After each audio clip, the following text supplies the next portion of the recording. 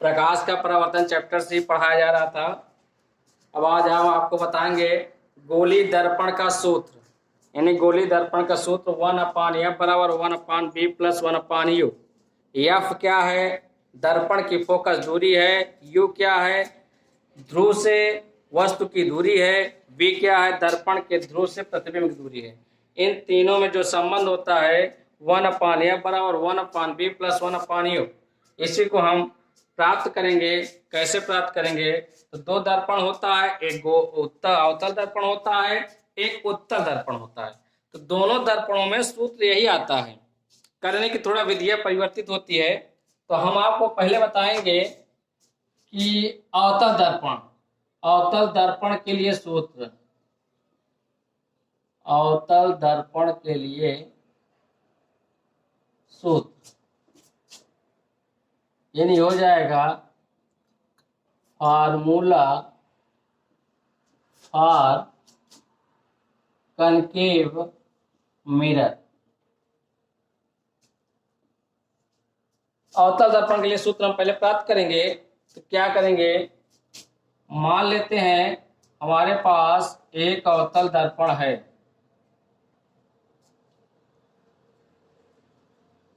इसका मुख्य अक्ष है, ये ध्रुव है, ये वक्रता केंद्र है और ये एफ है, फोकस बिंदु।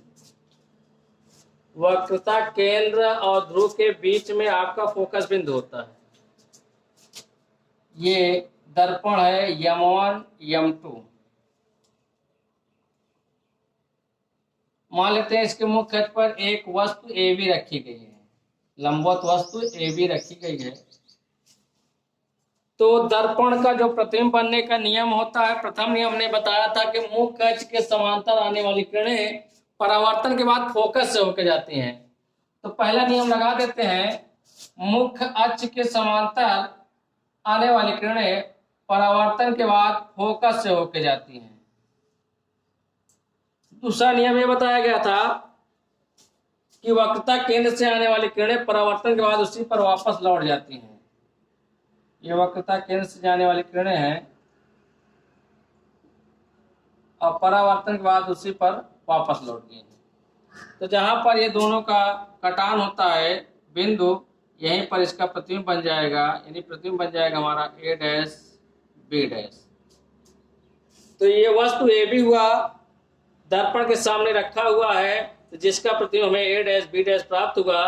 तो ये जो प्रतिबिंब प्राप्त हुआ वस्तु से छोटा प्राप्त हुआ, वास्तविक प्राप्त हुआ और उल्टा प्राप्त हुआ। अब हम इस पॉइंट को M मान लेते हैं और इस पर से हम लंब डाल देते हैं, इसे हम N मान लेते हैं। ठीक। अब ध्रुव से वस्तु तक की दूरी को स्मॉल u से व्यक्त करते हैं। तो यहां तक की दूरी को स्मॉल u से हम व्यक्त कर दिए। इधर की दूरी माइनस चिन्ह पर पार्टी के अनुसार इधर की दूरी माइनस होती है, इधर की दूरी प्लस होती है, ऊपर की दूरी प्लस होती है, नीचे की दूरी माइनस होती है। तो चिन्ह पर पार्टी के अनुसार हम रख रहे हैं मान। इस वस्तु की दूरी u हो गया, इधर की दूरी माइनस होने के कारण माइनस u हो गया। वक्रता केंद्र है, वक्रता त्रिज्या r से व्यक्त किया जाता है। ये हमारा दूरी r हो गया, इधर की दूरी माइनस होने के कारण माइनस हो जाएगा। उसके बाद है ये प्रतिबिंब है, प्रतिबिंब की दूरी b होती है, इधर की दूरी माइनस होने के कारण माइनस भी रखा जाएगा। उसके बाद ये फोकस दूरी है, फोकस दूरी को f से या फिर रखेंगे, इधर माइनस होता है तो माइनस f रखेंगे। इस तरह से आपका चित्र दर्शाया गया है। अब आप हमको बताना है कि तीनों में क्या संबंध होता है 1/f बराबर 1/b प्लस 1/u कैसे प्राप्त करेंगे। ठीक। चित्र प्रश्नानुसार जो सवाल था उसके लिए जो हमारा सूत्र ज्ञात करना है उसके अनुसार बन चुका है। अब हमको आगे कैसे करेंगे डेरिवेशन में देखिए। अब हम आते हैं समरूप त्रिभुज। समरूप के त्रिभुज का मतलब होता है समान कोणिक त्रिभुज। जब दो त्रिभुजों के कोण समान होते हैं प्रत्येक कोण एक दूसरे से, तो हमारा त्रिभुज समरूप कहलाता है।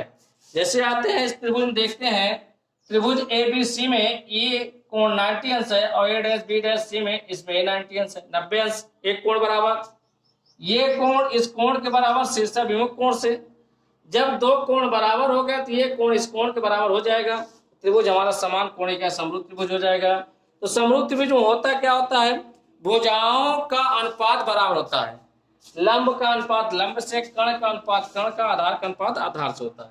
इसमें देखिए लिखिए यहाँ पर, चूंकि त्रिभुज ए बी सी तथा त्रिभुज ए डैश बी डैश सी कैसे त्रिभुज है, समरूप त्रिभुज है। जब समरूप त्रिभुज होता है तो इनकी भुजाओं का अनुपात क्या होता है, बराबर होता है। इसमें आपका ए बी हो जाएगा तो इसके संगत भुजा इसमें ए डैश बी डैश हो जाएगा, बराबर इसमें का आपका ए सी हो जाएगा, इसमें आपका संगत भुजा ए डैश सी हो जाएगा। अब आपका इक्वेशन 1 समीकरण 1 बन जाएगा। अब उसी तरह आप इस त्रिभुज में आ जाइएगा, इसमें ए 90 अंश है, इसमें ए 90 अंश है, ये कोण इस कोण के बराबर है शीर्षक विमुख कोण से, तीसरा कोण अब स्वतः बराबर हो जाएगा, तो ये भी त्रिभुज हमारा क्या हो गया, समरूप हो गया। क्योंकि त्रिभुज यामो यन यफ तथा त्रिभुज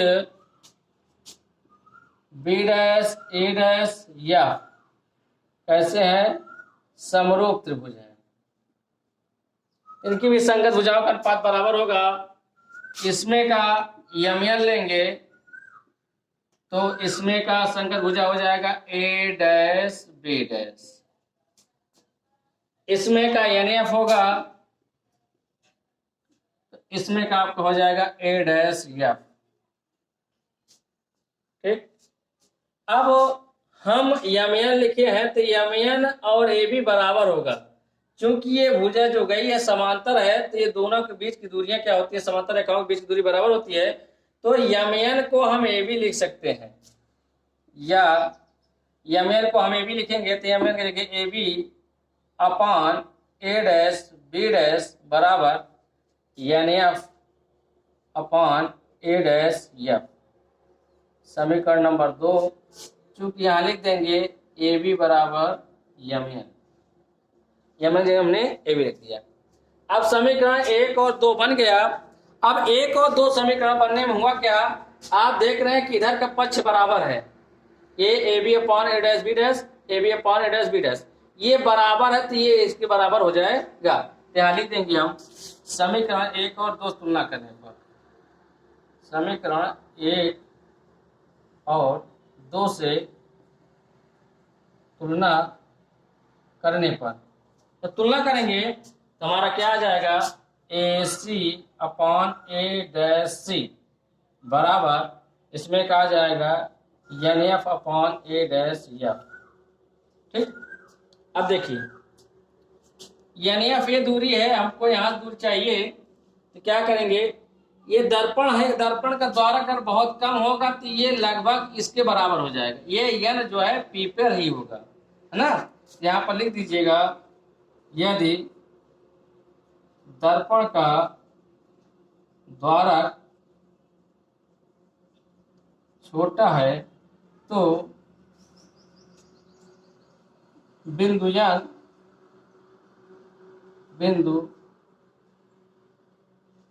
P पर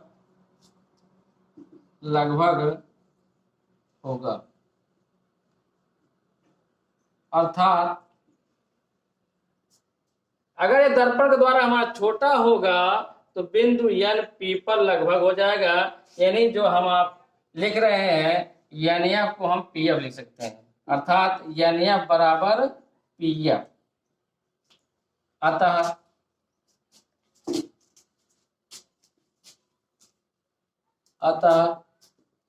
हम क्या काम करेंगे, अब हम एन एफ के स्थान पर पी एफ लिखेंगे, यहाँ एन एफ है तो इसके हम पी एफ लिखेंगे, ए सी अपॉन ए डैश सी बराबर एन एफ लेके हम पी एफ लिख देंगे, P F upon A dash F.